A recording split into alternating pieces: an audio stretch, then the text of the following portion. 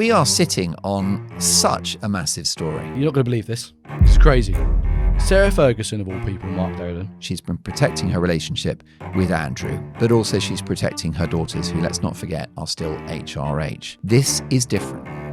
This is the royal nuclear button. What a bombshell, right? Fergie knows where the bodies are buried. This is what Buckingham Palace feared the most, which is Fergie really telling her story.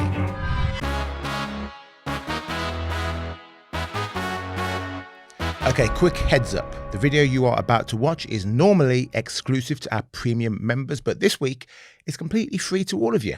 It's just a taster of what you get with our YouTube membership. And now if you want the full access all the time, it's only £2.99 a month. So enjoy the show and click join below to become a member. We are sitting on such a massive story. This is huge. This is huge. The royal addicts amongst you, which I'm assuming is basically every member, you're not going to believe this. This is crazy. Sarah Ferguson, of all people, Mark Dolan, is closing in on a multi-million-dollar deal for a blockbuster TV documentary about her sordid life. It's exclusive in the Sunday Express, this week just gone. A senior production source told the Sunday Express that talks were fairly advanced with two big studios for this documentary of Sarah Ferguson. Among those studios, Mark, Netflix. What a bombshell, right? What did you think of this? Well, Netflix is the biggest streaming giant in the world. It's the biggest media platform in the world. Wow. If there is a Sarah Ferguson Fergie documentary, it will be watched by tens, if not hundreds, of millions of people. Sarah telling her story, and by the way, this has got nothing to do with those books that she's written about her life, which were fluff pieces. They did not contain any great detail.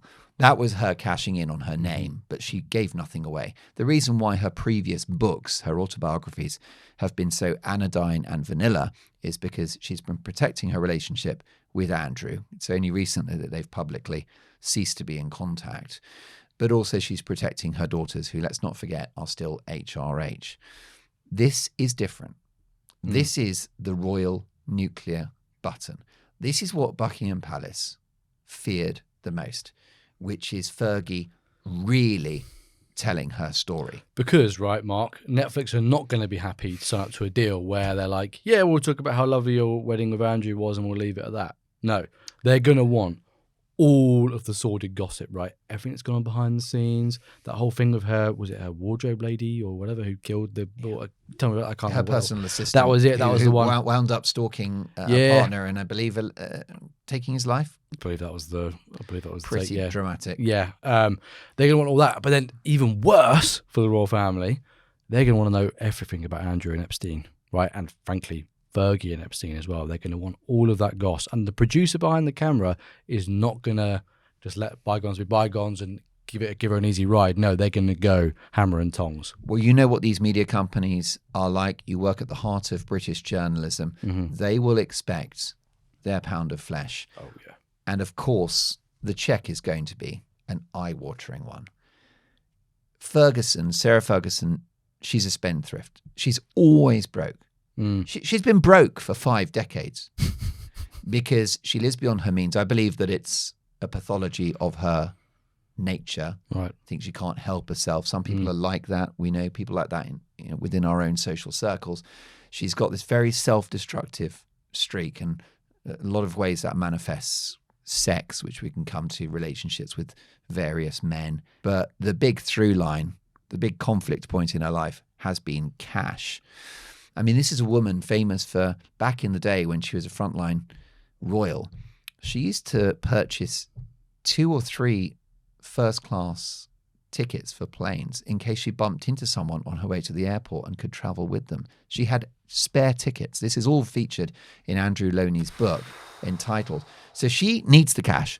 Let's not forget, by the way, and we reported this on the Expresso, not too many people picked up on this, James, which is that she sold her investment property in Mayfair around a year ago, and she took around $200,000 bath on that. What that means is she took a loss. So she purchased this place a few years ago before the pandemic as an investment. We're told for the kids. Right. She sells it at a loss. Now, do you sell a property that doesn't have to go on the market at a loss unless you're in financial pressure. That's the sort of thing you do if you're desperate. Isn't it? Right. Because the bottom line is we know that the housing market, it goes up and down. And this is a house in London, you said? Yeah, Mayfair. Dude, to lose money on a house in London is An achievement? is an achievement in and of itself It is. these days. I mean, as someone who rents, it is bloody difficult to lose value on your property in London. So how should you manage, like you say, must be really, really Well, desperate. that's it. And we were, I believe, the only platform that highlighted that fact is like, why has the house been sold? Because when the market changes, you know, what rich people do, they wait until things improve and then they sell. I mean, some Hollywood stars will have their sort of condo in Los Angeles and be on the market for like 5 years before they finally flog it to a sort of right price. a naive foreigner decides he wants Shake. he wants Tom Cruise's house. I didn't Yes. want to say, see, I wasn't going to go down the shake route. But you had to lower the tone. But yeah, so that's very interesting. So she needs the money. Now, there's so much to unpick here, James. First of all, well, yeah, so she's going to be made for life. Mm-hmm. Ted Sarandos, who runs Netflix, is going to write a life-changing check for Fergie. She's going to have dollar signs in her eyes. Financially, she'll be home and host for this. And it's interesting because she's obviously chosen that over a book, because she could have looked at a publishing deal with, for example, Penguin Random House, who got Spare. And they were very happy with Spare because it was, I think, maybe the biggest selling nonfiction title of all time. Made lots of headlines. But it seems like she's going down the TV route, probably because she wants it to be very personal. She wants to be on camera. She wants to be interviewed. At home with Fergie. Yikes. Just imagine. And maybe, I don't know, doing some Meghan-style cookery for us. Should try it. Scrambled eggs. They're not going to be satisfied with that, though. So, yeah, it's two big studios, including Netflix. So we'll see if Netflix wins this supposed bidding war. Netflix will win. Now, it's also my understanding that Netflix were incredibly angry with the Sussexes when they did the Oprah interview. And you can understand why. Because there was the $100 million deal for the Harry and Meghan documentary series on Netflix, which only had one really notable moment. And it was when Meghan mocked Queen Elizabeth with the fake curtsy. Can you think, I mean, yes, it was a big old moan fest over several episodes, but there was no great smoking gun. The big story, the big kahuna was given to Oprah, which was the royal racist. And they would have expected her, right, to go to them, Netflix, and say, look, Oprah wants to do an interview with me. Do you want to include it as part of your bid? Maybe just pay me a bit more money. But for them, they'd be like, yeah, of course. Because the amount of subscribers they're going to keep and gain from an interview like that is going to be enormous, isn't it, Mark? And all the free publicity. Well, I mean, I have a joyous relationship with you, JJ, Sam and the team here at the Daily Express. And if I'm sitting on a story, I'm giving it to you because you employ me and you give me a platform. We have a lot of fun when we're friends and colleagues. Meghan's not like that. She's pathologically transactional. So Ted Sarandos, my understanding, was furious that they've paid out all this money for a horrible cookery show that no one watched and a relatively bland and boring moan fest of a documentary series. So it's not going to happen this time round, right? So, what is it? Fool me once, my bad. Shame on you. Yeah. So what's going to happen is that if Ted writes the check, he'll be very clear what he wants, and it'll be in the contract. And what he's going to want is the whole story. The issue that King Charles has got, and Andrew, and the whole monarchy, is that Fergie knows where the bodies are buried. I mean, just when you think about her footprint within that family, the bottom line is this. You must agree. I mean, she's been in the royal family since the early 80s. I can see this going the way of Andrew's infamous Newsnight clanger, right? She'll think, okay, this is a great way for me to tell my story, my truth, Mark. She'll be like, yes, I'll tell my truth. Hashtag Fergie truth. Hashtag Fergie truth. What will happen is she'll sit in front of a Netflix producer who's going to have umpteen bits of research and preparation and will be picking her stories apart. Who will be going through all of her emails to Epstein, which are revealed in those files. And Mark, I mean, this is the maddest part. A source told us, Mark, that Ferguson has to conduct interviews for this documentary outside the US for fear that if she steps foot on American soil, she'll be subpoenaed and dragged before Congress to answer questions. I think it's, do you know what, Mark? I think it's kind of disgusting. I think the whole thing's kind of disgusting. It's terrible. If I was a victim of Epstein or the family of an Epstein victim, I'd be like, this is utterly shameless to cash in on your palliness with the world's worst pedo. Well, they call it checkbook journalism, and it's deeply immoral. It's actually not journalism. If you pay someone for a story, it's unethical, and it's not. Journalism is getting a story, finding out information and sharing it with your audience. That's not what this is. But she doesn't care. I don't think that she's demonstrated too much of an ethical code over the years, having professed her love for Jeffrey Epstein, having stayed in touch with him and remained very friendly, visiting his properties whilst and after his incarceration for the most egregious crimes against young women that we wouldn't describe in detail on a family show. So I think she's what we would in this country call a wrong'un. Just like Andrew is a wrong'un, and they've been as bad as each other and, of course, have in many ways enabled each other. You could nearly feel sorry for Andrew because one of the reasons why, according to Andrew Loney, whose book entitled Brought Down, The House of York, if you want to call it that, is that one of the reasons that Andrew remained in contact with Epstein is because Sarah needed Epstein's money. And so it's been reported by Andrew Loney that what Andrew Mountbatten Windsor has done is tried not to rock the boat with Epstein in order to keep the ex happy and to keep the money flowing. But this is huge. She'll get a lot of money for it. It'll be a global news story, and it will be damaging to the royal family because actually we had reached something of a landing point with the Epstein scandal. Everything is digital now, isn't it? Your money, your photos, even your loyalty card at the coffee shop.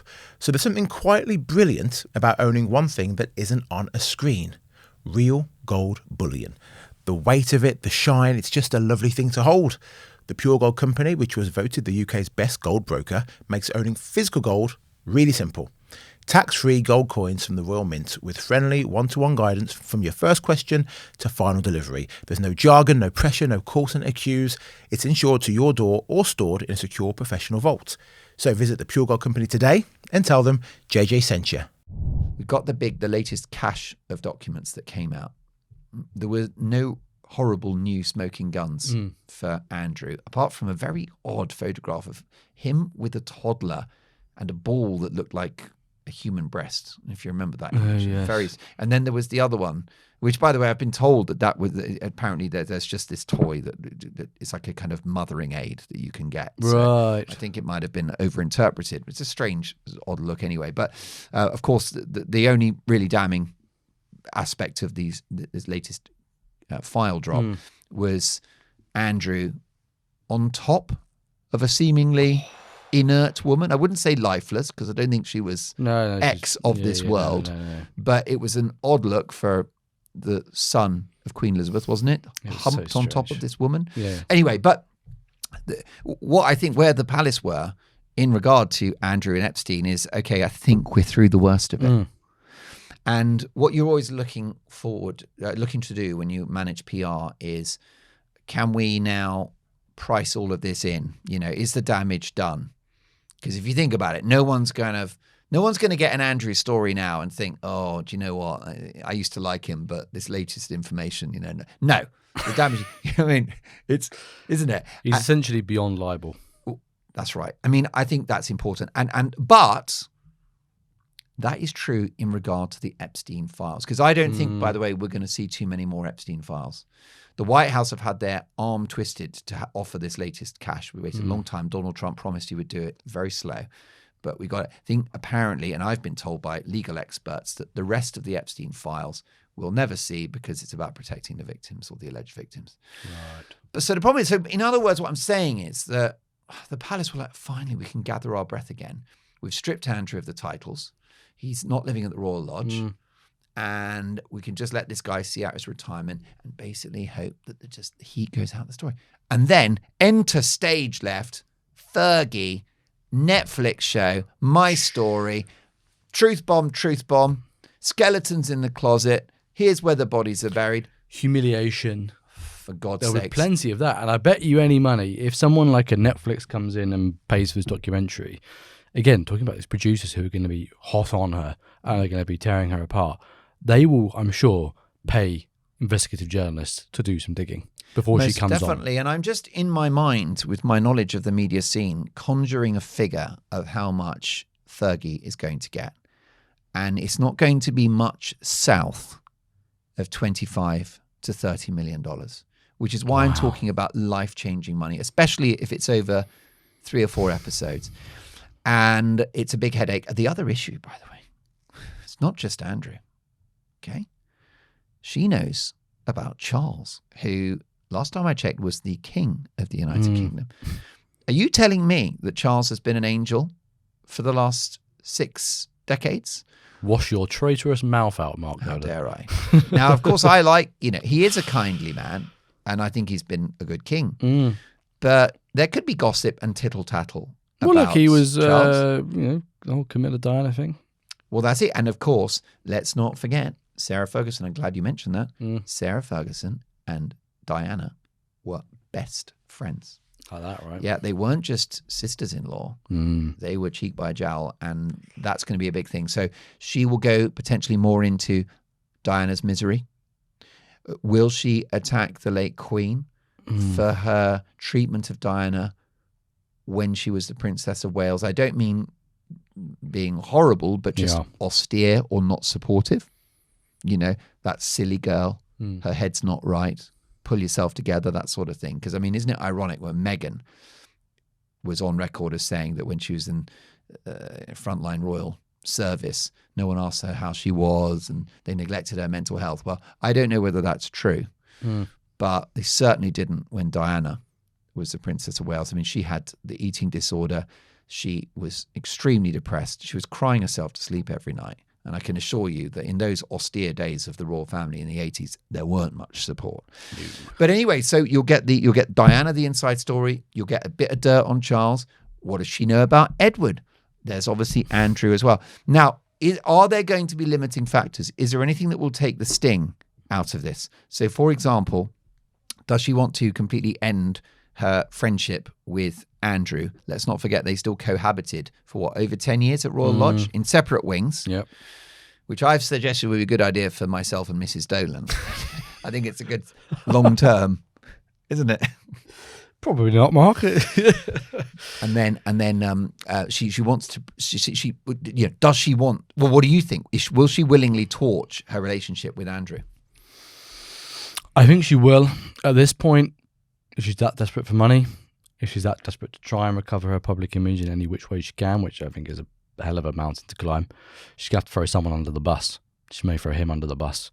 Maybe really that's the only sort of meaningful relationship she has left. Well, that's it. And there could be some historic fondness there. And then, I don't know, does he turn the tables on her? Does it become like he said, she said?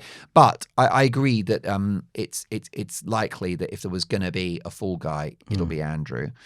And also, she's certainly not happy that she was thrown out of Royal Lodge. She feels she's been abandoned by the king. So that's a problem. Poor her. Because, by the way, the king could have fixed it, write a check and say, right, I'll bankroll your life until you pass, which I know is deeply wrong, and our viewers will be furious that I've even suggested it. The only thing I would say is we live in the real world, and it would have made the Fergie problem go away. Well, you talk about her spending, and you talk about us paying for her bills. I'm just seeing my tax going up. I just think if he said, you've got a roof over your head for the rest of your life, but he couldn't do that. It was too unpalatable. It would have fixed the problem. And because he hasn't done that, bang, she goes to Netflix. There's one other thought, though, which is it might just temper her behavior on this documentary.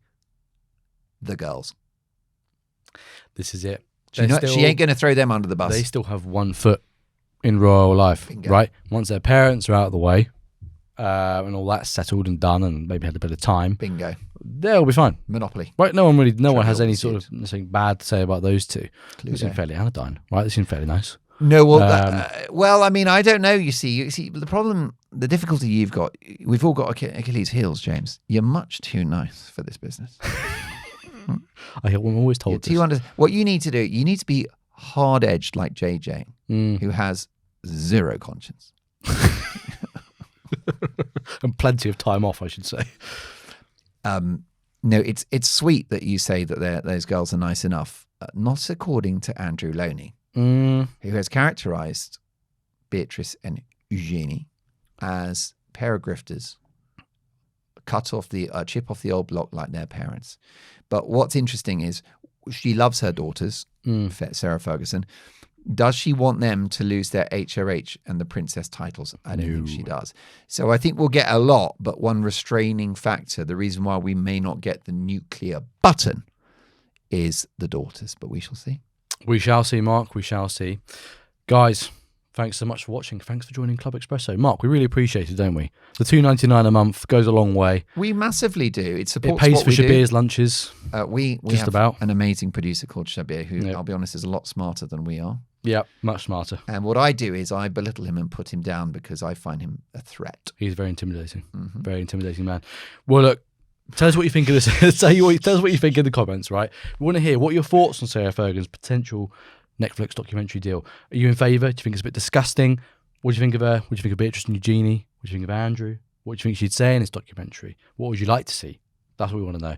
Thanks for watching. We'll see you next time. Ta-ta for now. Right, a quick pause in the podcast to tell you about our sponsor, Incogni. You had those phone calls from numbers you don't recognise, or you go in your inbox and there's emails for stuff you did not sign up for. Well, that's because someone somewhere is selling your private information. That's where today's sponsor comes in, Incogni. They will contact these people who have been taking your information and they'll say, oi, stop, delete it. Go to the website, incogni.com, you type in the details, 2 minutes later, Incogni are sorting it out for you automatically. And because I love you, I've got you a discount. It ain't 10%, it ain't 20, 60% off. 60% off an annual Incogni plan. Just go to incogni.com/Daily Expresso or click the link in the episode description box below.